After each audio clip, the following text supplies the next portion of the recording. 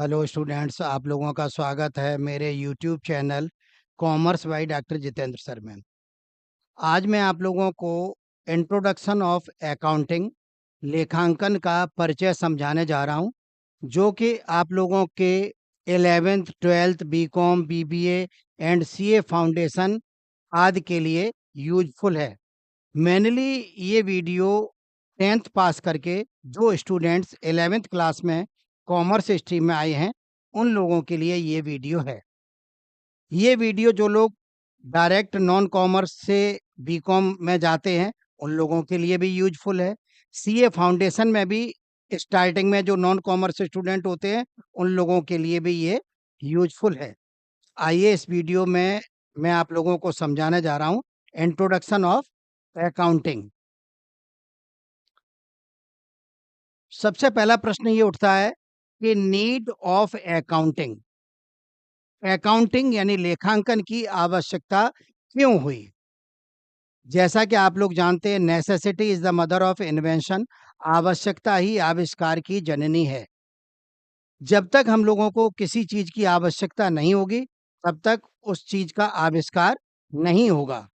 तो necessity is the mother of invention, that is भाई यही कारण है accounting is essential for every business, यानी अकाउंटिंग प्रत्येक व्यापार के लिए आवश्यक है। एंड एवरी इंडिविजुअल्स, और प्रत्येक व्यक्ति के लिए, to manage their financial resources effectively, उसके जो भी फाइनेंशियल रिसोर्सेज हैं उन्हें इफेक्टिवली मैनेज करने के पर्पज से अकाउंटिंग की नीड क्रिएट होती है। At the end of each year, all the businessmen want to know how much they have gained or lost during the year, and accounting fulfills this need. प्रत्येक व्यापारी वर्ष के अंत में ये जानना चाहता है कि उसने उस रिलेटेड वर्ष में कितना लाभ कमाया है या कितनी हानि उसे हुई है।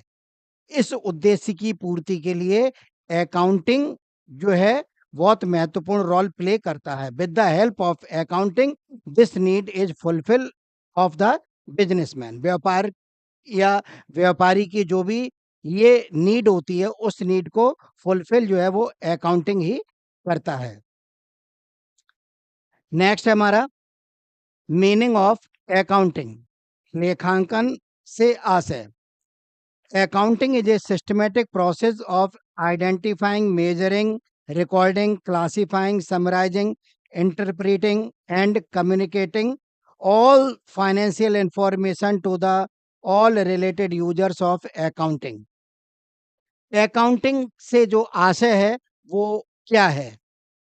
Accounting is a systematic process of identifying, जो भी हमारे ट्रांसैक्शन होते हैं उन्हें सिस्टमेटिक आइडेंटिफाई करना, उन्हें खोजना, मेजरिंग और उनका मापन करना कि यानी कितने रुपए से ये एंट्री की जाएगी, रिकॉर्डिंग और उसका एंट्री का लेखा करना, क्लासिफाइंग उसका वर्गीकरण करना, summarising, interpreting and communicating all financial information to the all related users of accounting. जो भी अकाउंटिंग इंफॉर्मेशन के जो भी यूजर्स होते हैं, उन यूजर्स को पूरी इंफॉर्मेशन डिटेल में और सिस्टमेटिक वे में प्रोवाइड करना, ये अकाउंटिंग का ही कार्य माना जाता है। कोई भी सपना साकार करने के लिए सबसे जरूरी है सही कोच का होना। दे अपने बच्चे को सही कोचिंग का वरदान। Commerce by doctor Jitendra sir के साथ और करे उसके all subjects of commerce stream का सपना साकार। Download the app now. Next हमारा डेफिनेशन ऑफ अकाउंटिंग, अकाउंटिंग की परिभाषा है। According to R N Anthony ने कहा है, an accounting system is a means of collecting, summarizing and reporting the monetary terms information about the business. अब जैसा कि अभी बार बार मैं आप लोगों को बता रहा हूँ, transaction, all the monetary events of the business known as transaction, व्यापार के वो सभी लेन देन जो मॉनेटरी फॉर्म में है यानी मॉनेटरी इवेंट्स में है, वही हमारे ट्रांसैक्शन कहलाएंगे। जो मॉनेटरी इवेंट्स में नहीं है वो हमारे ट्रांसैक्शन नहीं कहलाएंगे। तो अकाउंटिंग के अंडर में सिस्टमेटिक मीन्स ऑफ कलेक्टिंग यानी उनका कलेक्ट करना, summarizing and reporting the monetary terms information about the business, व्यापार के बारे में जो भी रिपोर्ट्स होती हैं उन्हें एनालाइज करके और कम्युनिकेट करना। नेक्स्ट डेफिनेशन है हमारी, according to American accounting association, accounting is the process of identifying, measuring and communicating economic information to permit informed judgments and decisions by users of the information। अब देखिए यहाँ पर इन्होंने जो यूज किया है वो हमारा यूज किया है इकोनॉमिक इंफॉर्मेशन। मॉनेटरी इंफॉर्मेशन या मॉनेटरी इवेंट्स और इकोनॉमिक इंफॉर्मेशन, ये सभी जस्ट लाइक हमारे सिनोनिम्स हैं। तो ये दोनों परिभाषाएं लगभग एक ही निष्कर्ष निकालती हैं। नेक्स्ट हमारा करेक्टरिस्टिक्स ऑफ अकाउंटिंग, लेखांकन की विशेषताएं या लक्षण। इसमें प्रमुख रूप से जो लेखांकन के लक्षण या विशेषताएं होती हैं वो हमारी, फर्स्ट है आइडेंटिफिकेशन ऑफ फाइनेंशियल और मॉनेटरी ट्रांजैक्शन एंड इवेंट्स। जो भी व्यापार के मॉनेटरी इवेंट्स और ट्रांजैक्शन होते हैं उन्हें आइडेंटिफाई करना, यानी उनकी पहचान करना कि वेदर इट इज मॉनेटरी और नॉन मॉनेटरी, क्या ये मौद्रिक है या अमौद्रिक है। नेक्स्ट है हमारा मेजरिंग द आइडेंटिफाइड ट्रांजैक्शन, जो भी ट्रांजैक्शन हम लोगों ने आइडेंटिफाई किए थे उनका मेजर करना कि यानी उसकी वैल्यू क्या है। नेक्स्ट है हमारा रिकॉर्डिंग द बिजनेस ट्रांजैक्शंस। अब मेजरिंग करने के बाद उन ट्रांजैक्शन को जो भी बिजनेस की रिलेटेड बुक्स होंगी उनमें उनका रिकॉर्ड कर दिया जाएगा। नेक्स्ट है हमारा क्लासीफाइंग द ट्रांजैक्शन, जो भी बिजनेस के ट्रांजैक्शन होंगे उन्हें क्लासीफाई करना कि कौन सा परचेज बुक में जाना है, कौन सा सेल बुक में जाना है, कौन सा कैश बुक में जाना है, कौन सा जर्नल प्रॉपर में जाना है। तो ये मेन ऑब्जेक्टिव जो है वो हमारा अकाउंटिंग का ऑब्जेक्ट्स भी होता है और करेक्टरिस्टिक्स भी होती है। नेक्स्ट हमारा समराइजिंग द ट्रांजैक्शन, ट्रांजैक्शन को समराइज करना। नेक्स्ट हमारा एनालिसिस एंड इंटरप्रिटेशन, यानी जो भी हमारी जो एंट्रीज हुई हैं उन्हें एनालाइज करके इंटरप्रेट करना, उनकी व्याख्या करना कि ये जो हमारे बिजनेस के ट्रांजैक्शन हो रहे हैं ये किस ओर जा रहे हैं, यानी उन्नति की ओर जा रहे हैं या अवनति की ओर जा रहे हैं। नेक्स्ट हमारा कम्युनिकेटिंग द फाइनेंशियल डेटा, जो भी हमारे फाइनेंशियल डेटा होते हैं उन्हें जो भी रिलेटेड यूजर्स होते हैं उनमें कम्युनिकेट करना, ये भी करेक्टरिस्टिक्स ऑफ अकाउंटिंग होता है। अब जो भी मैंने अभी आप लोगों को करेक्टरिस्टिक्स ऑफ अकाउंटिंग बताई हैं, इन करेक्टरिस्टिक्स ऑफ अकाउंटिंग को याद करने के पर्पज से मैं आप लोगों को एक ट्रिक बताने जा रहा हूं जो कि आप लोगों को YouTube पर कहीं पर भी नहीं मिलेगी, ना किसी बुक में मिलेगी। फॉर एग्जाम्पल आप लोगों को ये भगवान मिल गए और आप इन्हें पहचानते नहीं हैं। आप लोगों ने इनसे ये कहा कि आप हमें अपना इंट्रोडक्शन दीजिए, जब तक आप हमें अपना इंट्रोडक्शन नहीं देंगे तब तक आप यहाँ से नहीं जा सकते हैं। तो इन्होंने इंट्रोडक्शन दिया, आई एम रामचंद्र सूर्यवंशी, अब चले। इंट्रोडक्शन इन्होंने दे दिया, आई एम रामचंद्र सूर्यवंशी, अब चले। जैसे कृष्ण भगवान चंद्रवंशी है और ये सूर्यवंशी है तो इन्होंने अपना पूरा इंट्रोडक्शन दे दिया। अगर हम लोग ये याद रखते हैं कि आई एम रामचंद्र सूर्यवंशी, अब चले, तो इस तरह से आप लोगों को करेक्टरिस्टिक्स ऑफ अकाउंटिंग बहुत इजी वे में याद हो जाएंगे। I for identification of financial और monetary transactions and events. M, I am measuring the identified transaction. Ram Chandra, Ram recording the business transaction, Chandra classifying the transaction, Suryavanshi summarizing the transactions. अब analysis and interpretation, चलें communicating the financial data. तो इस तरह से आप लोग characteristics of accounting को याद करने के उद्देश्य से इस ट्रिक को याद रख सकते हैं। आई एम रामचंद्र सूर्यवंशी, अब चले। नेक्स्ट हमारा मेन ऑब्जेक्टिव्स ऑफ अकाउंटिंग, लेखांकन के जो मुख्य उद्देश्य होते हैं वो क्या होते हैं। फर्स्ट है हमारा maintaining systematic business transaction records, business के जितने भी ट्रांजैक्शन या रिकॉर्ड होते हैं उन्हें सिस्टमेटिक वे में फॉलो करना और उन्हें रिकॉर्ड को सिस्टमेटिक ढंग से रखना, ये जो अकाउंटिंग का मेन ऑब्जेक्ट होता है। नेक्स्ट हमारा डिटरमाइनिंग द प्रॉफिट और लॉस ऑफ द बिजनेस, व्यापार में लाभ हुआ या हानि हुई, उस चीज को डिटरमाइन करने के पर्पज से अकाउंटिंग की हमें नीड होती है, और ये मेन जो ऑब्जेक्ट्स ऑफ अकाउंटिंग होता है। नेक्स्ट हमारा ascertain the financial position of the business, business की जो फाइनेंशियल पोजीशन है वो क्या है, व्यापार उन्नति के शिखर पर जा रहा है या अवनति की ओर जा रहा है, अकाउंटिंग के हेल्प से हम इस बात को डिसाइड कर सकते हैं। नेक्स्ट हमारा फैसिलिटेटिंग मैनेजमेंट, मैनेजमेंट की या प्रबंध तंत्र की मदद करना या उसे सुगम बनाना, यानी उसकी सहायता करना। जो भी मैनेजमेंट होता है उसे आए दिन टाइम टू टाइम बहुत सारी पॉलिसी बनानी होती हैं, बहुत सारे डिसीजंस लेने होते हैं, और ये सारी पॉलिसीज और डिसीजंस अकाउंटिंग इंफॉर्मेशन पर ही डिपेंड्स होते हैं। नेक्स्ट हमारा providing accounting information to related users, जो भी अकाउंटिंग इंफॉर्मेशन के यूजर्स होते हैं उन्हें अकाउंटिंग इंफॉर्मेशन प्रोवाइड करना भी अकाउंटिंग का ऑब्जेक्ट्स होता है।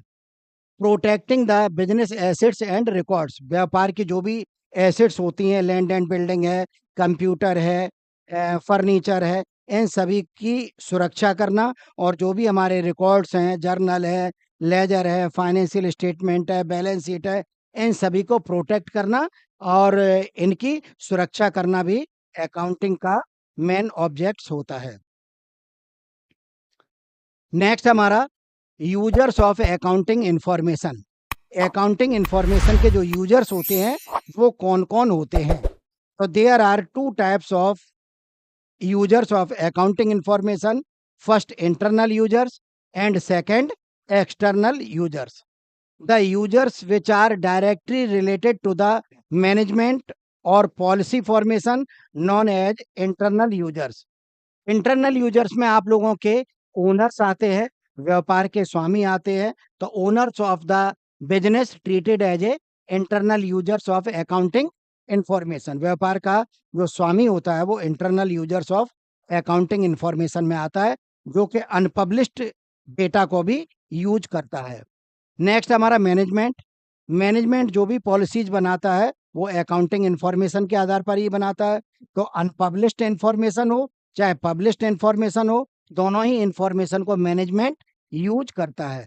तो there are two types of internal users, owners and management.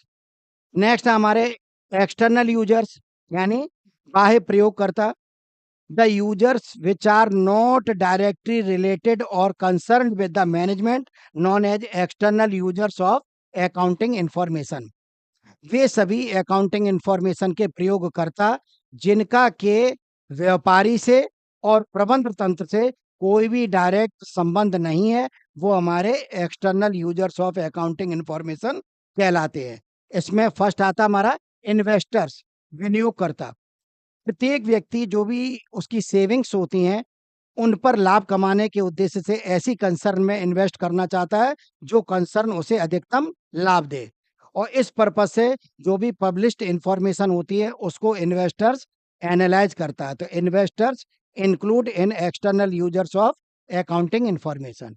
Next हमारा creditors, the person to whom we have to pay any amount in future known as creditors, ऐसे लोग जिन्हें के फर्म के द्वारा या कंसर्न के द्वारा भविष्य में कुछ अमाउंट पे किया जाना है उन्हें हम क्रेडिटर्स कहते हैं। फॉर एग्जांपल जैसे हमारे सप्लायर्स होते हैं, सप्लायर से अगर हमने माल खरीद लिया है तो उधार हमें तभी मिलेगा जब हमारी गुडविल अच्छी होगी, और वो क्रेडिटर्स जो है हमें उधार तभी देगा जब हमारी कंपनी और कंसर्न के बारे में बहुत अच्छी तरह से पता लगा लेगा कि ये कंसर्न अच्छी है, ये कंसर्न किसी भी तरह से बेईमान किस्म की नहीं है। नेक्स्ट हमारे गवर्नमेंट, गवर्नमेंट को भी बहुत सारी एनालाइज करने पड़ते हैं विभिन्न कंपनियों के, कि कोई भी कंपनी ऐसा तो नहीं कोई टैक्स की चोरी कर रही हो या कोई जो है रूल्स को ना फॉलो कर रही हो। इस तरह से गवर्नमेंट भी हमारी external users of accounting information में आती है। नेक्स्ट हमारे एम्प्लॉय यानी वर्कर्स जो है वो भी हमारे external users of accounting information में आते हैं।